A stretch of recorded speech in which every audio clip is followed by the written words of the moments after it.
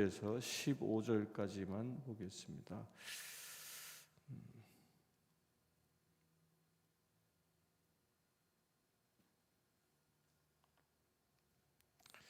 11장 1절에서 먼저 3절까지 보겠습니다. 원하건대 너희는 나의 좀 어리석은 것을 용납하라. 청하건대 나를 용납하라. 내가 하나님의 열심으로 너희를 위하여 열심을 내노니 내가 너희를 정결한 처녀로 한 남편인 그리스도께 드리려고 중매함이로다.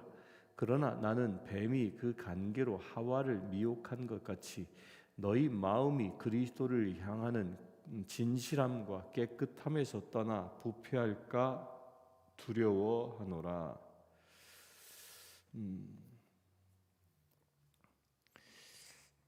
바울이 이 거짓 교사들과의 거짓 교사들에 대한 그 폐해를 이야기하는데, 이 바울은 이 고린도 교인들에게 계속적으로 하는 말 중에 하나가 나의 어리석은 것을 용납하라라고. 나의 어리석은 것 이게 말의 어눌함을 이야기하는 것이죠.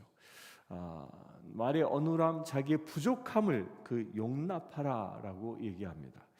근데 그렇게 얘기하면서 이 바울이 이 고린도 교회를 어떤 입장에서 어떤 자세로 대하고 있는가를 이어서 2절에 이렇게 얘기합니다.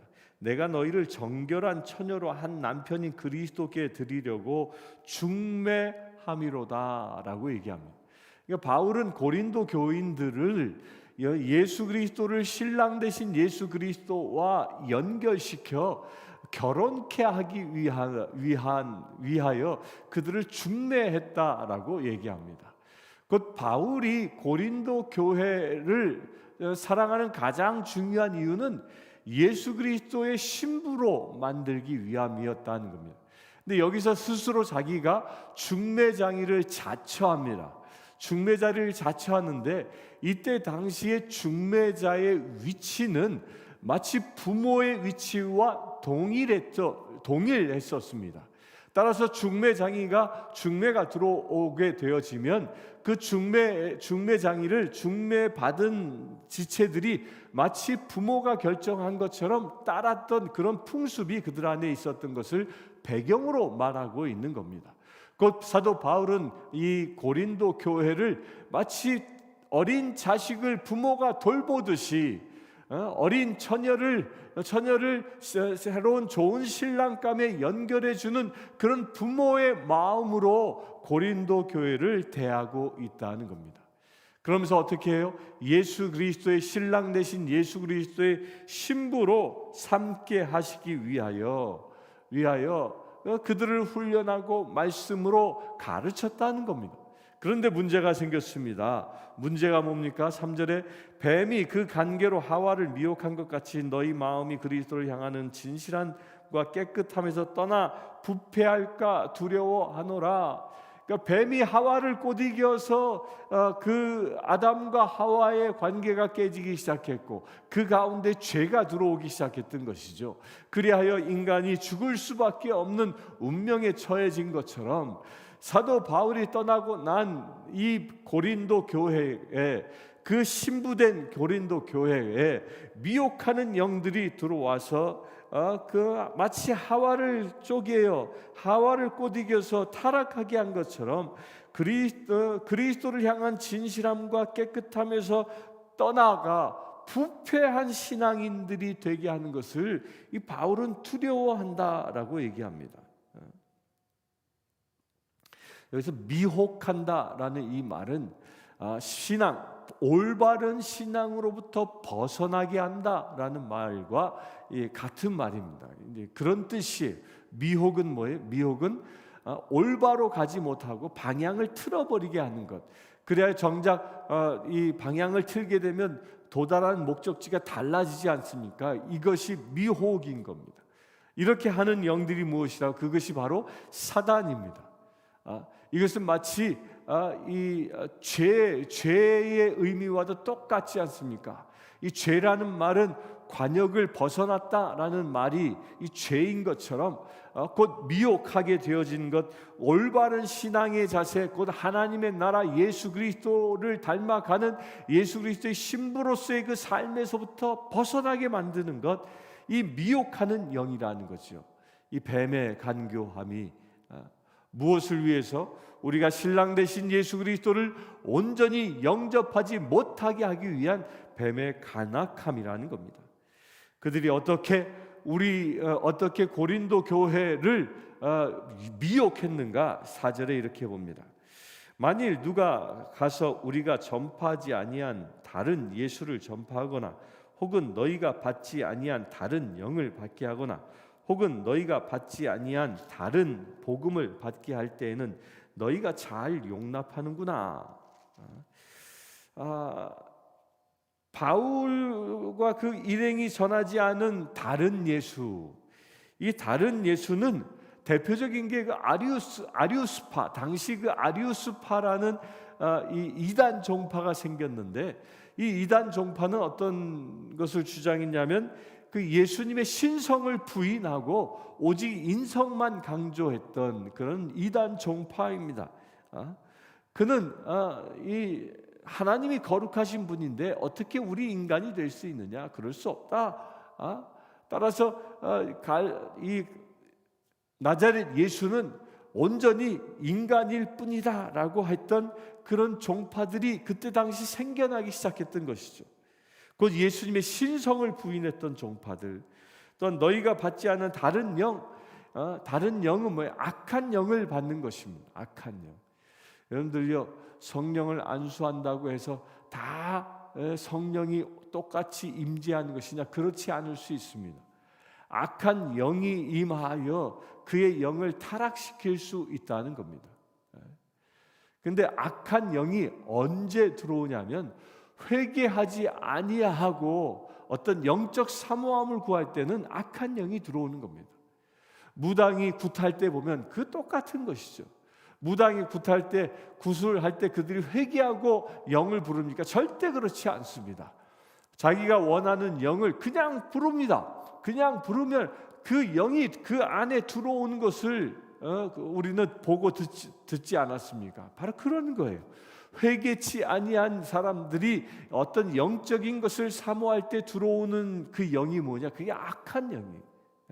악한 영이 들어오게 되면 그 영을 어떻게 피폐하게 만들어 버리는 거죠. 하나님의 형상을 잃어버리게 만든다는 겁니다. 다른 예수가 전해짐으로 인하여 신랑 되신 예수 그리스도를 만나지 못하게 하고 다른 영이 들어옴으로 인하여 신랑 되신 예수 그리스도를 만날 수 있는 그 희망조차도 사라지게 만든다는 겁니다. 이 다른 영은 무엇을 부추기냐면 하나님의 마음을 가지고 와 하나님의 마음으로 내가 변화되어지게 하는 것이 아니라 이 다른 영은 내 마음에 있는 육신의 욕구들을 더 불태우게 만드는 것, 더 충동질하게 하는 것이 이 다른 영의 특징인 것입니다. 왜 그렇습니까? 죄된 내가 죽지 아니하고 나의 죄된 것을 사모하기에 그것을 더 부추기는 영, 그 악한 영이 들어오게 된다는 겁니다. 여러분들 성령의 은혜를 사모하십니까? 성령의 은혜를 구할 때마다 예수 그리스도의 보혈로 여러분들이 온전히 정결해짐을 선언할 수 있게 되길 바랍니다. 나의 모든 죄가 씻겨지고 회개하고 그리고 성령의 은혜를 구할 때에 거룩하신 그분이 내게 온전히 임하는 것입니다. 이것은 이런 원리와 같은 것이에요. 더러운 곳에 무엇이 뭐예요? 더러운 것이 가는 거예요. 그러나 거룩한 곳엔 거룩한 성령이 가시는 거죠. 다른 복음, 이 변질된 복음을 두고 얘기합니다. 다른 복음, 진정한 복음은 무엇입니까? 예수 그리스도께서 십자가에서 나를 위하여 나의 구원을 위하여 저 십자가에 못 박혀 죽으셨다. 우리가 그것을 믿는 것입니다. 또한 우리도 그 십자가를 지고 주를 따라가는 것입니다. 그런데 변질된 복음이란 무엇일까요? 이 십자가 앞에 나를 내려놓는 일이 없는 것. 온전히 나의 십자가를 지고 주를 따라야 하는 그 삶의 여정이 없는 것. 현대에서는 이 변질된 복음을 변질된 복음 중에 하나를 뭐라고 얘기하냐면 이 성공신학이라고 얘기합니다. 성공신학. 교회 나오면 건강해지고, 교회 나오면 사업이 잘 되고, 교회 나오면 가정이 화목해지고, 여기에 이 세상 것들에만 다 초점을 맞추고, 특별히 나의 부귀영화에만 초점을 맞추어서 예수 잘 믿으면 너희가 부귀영화를 누릴 수 있다라고 주장하는, 이게 성공신학입니다. 이것이야말로 변질된 신학이라는 것입니다. 그게 변질된 복음이라는 것입니다. 진정한 복음은 무엇입니까? 내가 예수 때문에 죽을 수 있는 것이 진정한 복음인 겁니다. 사도 바울은 바로 이렇게 세상적으로는 그가 성공 가도를 걷고 있었던 사람이었습니다. 그가 다메섹 도상에서 예수를 만나기 이전에는 유대인들 가운데서도 그는 이미 성공한 사람이었습니다. 학문적으로나 사회적인 지위로나 성공한 사람이었습니다. 또한 그는 당시에 누구나 부러워했던 로마 시민권자이기도 했습니다. 그러나 그 모든 것을 다 그는 어떻게 여겼습니까? 그는 배설물처럼 여겼다는 거예요. 그리고 그가 가는 길이 어떤 길이었습니까? 고난의 길이었던 것이죠. 5절부터 봅니다. 나는 지극히 크다는 사도들보다 부족한 것이 조금도 없는 줄로 생각하노라. 내가 비록 말에는 부족하나 지식에는 그렇지 아니하니 이것을 우리가 모든 사람 가운데서 모든 일로 너희에게 나타내었노라. 내가 너희를 높이려고 나를 낮추어 하나님의 복음을 값없이 너희에게 전함으로 죄를 지었느냐? 내가 너희를 섬기기 위하여 다른 여러 교회에서 비용을 받은 것은 탈취한 것이라. 바울은 그 말의 부족함, 그러니까 언변이 뛰어나지 못했던 것이, 수사하기 뛰어나지 못했던 것입니다. 아볼로처럼 말만 열면, 입만 열면 청산유수로 복음을 선포하고 이렇게 사람들의 감성을 잘 자극하고 이럴 수 있는 능력은 없었다는 거예요. 이런 능력은 없었으나, 내가 그렇게 말재주는 없었으나 지식은 그렇지 않았다. 지식은 어떤 사람에게도 뒤지지 않는 그런 지식을 갖추고 있었다라고 당당하게 얘기합니다. 그리고 하나님의 복음을 값없이 너희에게 전함으로 죄를 지었느냐? 이 말이 뭐입니까? 사도 바울은 고린도 교회에서 사역을 할 때 교회로부터 사례를 받지 않았음을 이야기합니다. 근데 이 말을 왜 굳이 하고 있느냐면요, 당시의 이 문화적인 배경 때문에 그렇습니다. 이 거짓 교사들이 고린도 교회에 와서 그 감언 이설로 교인들을 현혹하고 있을 때, 그때 어떤 일들이 일어나냐면, 그 당시의 문화는 누군가가 어떤 연설을 하고 가르침을 주면 사람들이 모여듭니다. 그리하여 많은 사람들이 모일수록 그 연설한 사람이 받는 대가가 커지는 거예요. 이것을 두고 얘기하는 거예요. 그런데 반면에 사도 바울은 말이 부족해서, 말이 어눌해서 많은 회중들을 모아놓고 그들에게 아주 감동적인 연설을 하진 않았던 겁니다. 또한 그는 그 소수의 사람일지라도 고린도 교인들을 놓고 그렇게 복음을 전하면서 대가를 받지 않았던 겁니다. 이것을 놓고 거짓 교사들이 뭐라고 얘기했습니까? 거 봐, 바울은 언변이 부족해서 말재주도 없어서 그래서 말을 버벅거리니까, 그러니까 자기 스스로 사례를 받지 않은 거야 라고 비방했던 것이죠. 그에 대한 항변을 하고 있는 겁니다. 내가 비록 말재주는 없었을지라도 내가 전한 복음은 진짜 복음이다.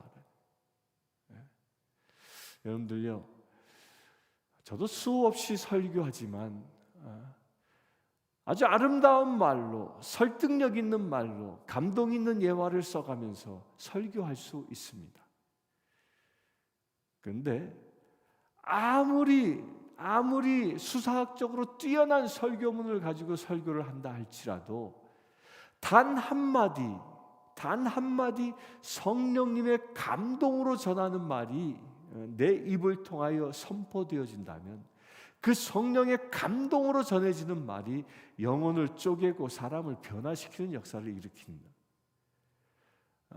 아주 좋은 말로 좋은 그 언어, 이 수사학을 사용하여 유창한 설교를 한다 할지라도 그것이 교인들의 귀는 즐겁게 할 수 있을지라도 영혼을 쪼개지 못하는 일들을 수도 없이 경험합니다. 이것을 이야기하는 겁니다. 바울은 나는 비록 말이 부족하여 유창하게 복음을 전하진 않았지만 내가 전한 복음은 성령의 감동으로 진수를 전한 것이다. 너희들이 그것을 가지고 은혜 받지 않았느냐, 이런 얘기를 합니다. 내가 돈을 받지 않아서 나의 복음이 부족한 것이 아니라는 것이죠. 그러면서 이야기합니다. 내가 너희를 섬기기 위해 다른 여러 교회에서 비용을 받은 것은 탈취한 것이라. 이게 탈취, 빼앗았다라고 하지만 이게 강조하기 위해서 쓰는 말입니다. 내가 그들에게 간절히 부탁해서 받았다는 거예요. 고린도 교회에서 선교 사역을 하는데 물론 텐트 메이커로 자기의 필요한 것을 채우며 살았습니다. 그런데 그것 가지고는 그 텐트 메이커를 통하여 얻어진 수익 가지고는 부족하니까 그가 섬겼던 마게도니아 지역에 있는 교회들에게 도움을 청해서 마게도니아 교인들이 헌금해 준 것을 가지고 고린도 교회를 세워 나갔던 것입니다. 이것을 얘기합니다. 또 9절 봅니다. 내가 너희와 함께 있을 때 비용이 부족하였으되 아무에게도 누를 끼치지 아니하였음은 마케도니아에서 온 형제들이 나의 부족한 것을 보충하였음이라. 내가 모든 일에 너희에게 폐를 끼치지 않기 위하여 스스로 조심하고 또 조심하리라. 10절 봅니다. 그리스도의 진리가 내 속에 있으니 아가야 지방에서 나의 이 자랑이 막히지 아니하리라. 어떠한 까닭이냐? 내가 너희를 사랑하지 아니함이냐? 하나님이 아시느니라. 나는 내가 해온 그대로 앞으로도 하리니 기회를 찾는 자들이 그 자랑하는 일로 우리와 같이 인정받으려는 그 기회를 끊으려 함이라. 그런 사람들은 거짓 사도요 속이는 일꾼이니 자기를 그리스도의 사도라 가장하는 자들이니라.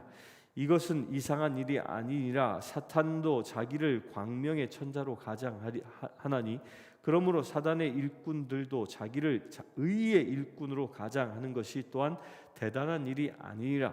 그들의 마지막은 그 행위대로 되리라. 바울은 또다시 이 거짓 교사들과 이게 자신의 사역을 비교합니다. 비교하면서 거짓 교사들이 그렇게 거짓을 행하며 이 바울이 그렇게 마게도니아에서 온 형제들로부터 후원을 받아 생활한 것, 그 모든 것들을 비방했던 것, 언변이 뛰어나지 못해서 사람들로부터 인정받지 못하고 사례금을 받지 못했다라고 역으로 비방했던 것들에 그 비방한 그들이 어떤 사람들이냐? 거짓 복음을 주고 거짓 다른 예수를 전하고 다른 영을 받게 하고 다른 복음을 전했던 그들의 실체가 무엇이냐? 그들의 실체는 광명의 천사로 가장한 악한 영의 인도함을 받은 자다라는 겁니다. 여기서 사단의 모습을 사도 바울은 광명의 천사라 그럽니다. 광명의 천사, 가장한, 자기 스스로 빛된 사자로 가장한 자, 이게 사단의 모습입니다. 사단은요, 괴기 영화에서 보여지는 것처럼 그렇게 흉악하게 우리에게 오지 않습니다. 사단은 광명의 천사처럼 아주 빛된 자녀처럼 잘 꾸미고 나타납니다. 이게 사단입니다. 그래서 우리는 분별할 수 있어야 하는 거죠. 무엇이 사단이고 무엇이 하나님의 영인지 분별할 수 있어야 합니다. 그 분별의 기준이 무엇입니까? 내가 복음을 바로 알고 있을 때 분별할 수 있는 것입니다. 그 사단의 일꾼인지 의의 하나님의 일꾼인지를 분별할 수 있는 것, 그것이 무엇입니까? 말씀과 성령입니다. 내가 말씀을 온전히 알고 그 성령의 감동 가운데 그 말씀을 붙잡고 살아갈 때 사단의 역사들을 우리가 분별할 수 있는 능력이 생기는 것이죠. 여러분들 그와 같이 무장할 수 있게 되길 바랍니다. 말씀을 사모하고 말씀을 무장하여 여러분들 가운데에 무엇이 빗된 사단의 일꾼이고 누가 의의 일꾼인지 분별할 수 있게 되길 바랍니다. 그 분별의 기준은 무엇입니까? 열매를 보면 알게 되는 것입니다. 그가 어떤 열매를 맺는지, 갈라디아서 5장에서 말하고 있는 그 열매, 사단이 맺어주는 열매를 맺는지 성령의 열매를 맺는지를 보면 알 수 있습니다. 어떤 기적과 능력을 행한다는 것이 아니라 하나님의 성품을 닮은